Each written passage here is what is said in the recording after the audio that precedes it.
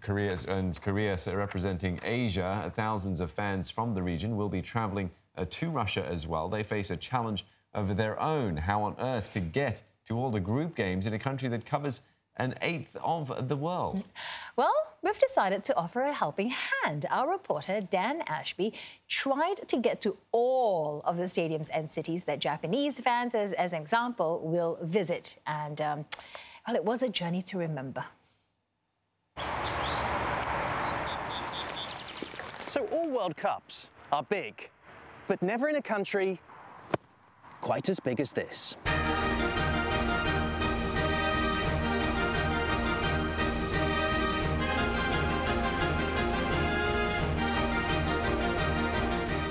Russia 2018 will be played across 4 time zones, in a country nearly a quarter of the circumference of Earth, and in stadiums covering 2 continents. A Japanese fan would have to travel nearly 5,000 kilometers just to see their group games.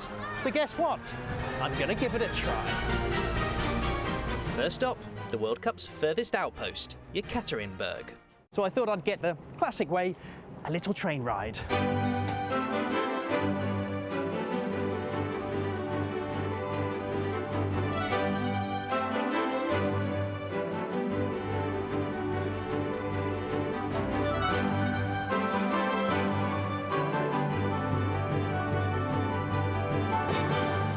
Yekaterinburg. The good news is that this is where Europe ends and officially where Asia begins. So Japan should feel at home, right? Well, home might not look like this, but I'm told this is the way people relax. He's surprisingly sensitive for a big guy. Aside from steam rooms, Yekaterinburg is a city of religion and history. This is where the Romanovs were murdered and the Tsars came to an end. Let's hope Japan's World Cup experience goes slightly better. Go, go, go, go. The region's top team says Asian fans are going to love it. Для Екатеринбурга футбольный чемпионат мира – это самое грандиозное событие, которое когда-либо здесь было. И вот эти ребята – это тому подтверждение. В 2 раза практически больше людей стало заниматься футболом в нашей детской школе. Огромное желание у людей проявить себя. Они вырастут на чемпионате мира, увидят его в действии и потом станут такими же крутыми футболистами. Вы в этом уверены? But Yekaterinburg Stadium was smaller than FIFA's guidelines, so they've added some unusual extra seating. On this trip, bring a coat. Next up, the city that even many Russians haven't heard of, Saransk. Now, if you've made it this far, there's something you need to know. Saransk may be a magnificent city, but it's also the World Cup's smallest. And while the stadium has more than 40,000 seats, there are less than 20,000 hotel spaces in the entire city. But if you're struggling to find a room, fear not. Moldovians will make you feel right at home. And anyway, they have an age-old ball game that beats football. There appears to be rules. I don't know what they are. Svetlana, I think your team can beat Brazil. Конечно, наша команда самая лучшая. Приходите к нам на мордовское подворье, и мы здесь с вами сыграем в футбол, настоящий мордовский.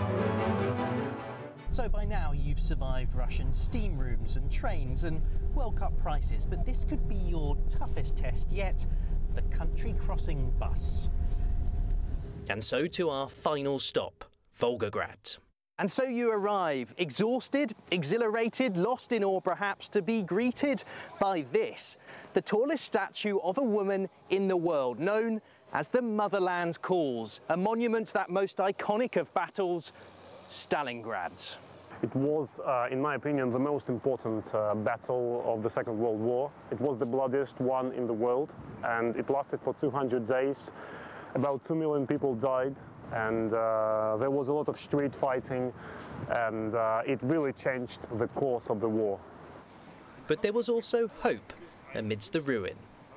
Believe it or not, but this is a 19th century synagogue, one of the very few buildings which survived the Second World War. And it's now being used as a synagogue once again. Sign of hope amidst the most hopeless situation. And it is the hope of the impossible, of course, that makes the World Cup what it is. So if you're still going, you've come impossibly far, across thousands of kilometers, through mesmerizing cities. Only one thought is left. Just get some sleep before the knockout stages.